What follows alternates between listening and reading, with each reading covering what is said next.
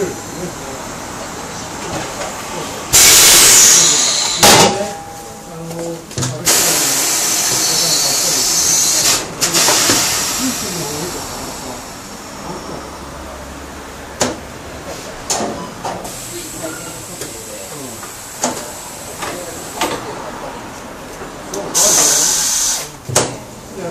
最新モデルのやつが早いんだ。そうですね。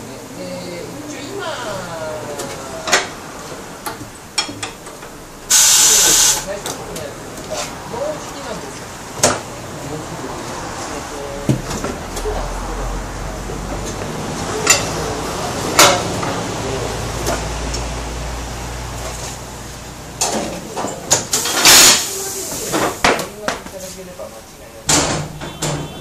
そうすればまた10年持つんだな。そうですね。こちらの機械が10年持ってるんですから。そうだな。8年。平成8年までで、まだ6年の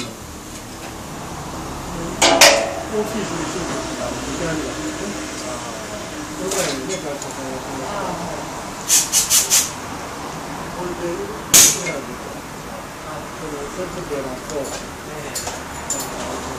エラーですよね。これが、どうしようね。12月まで予約してる。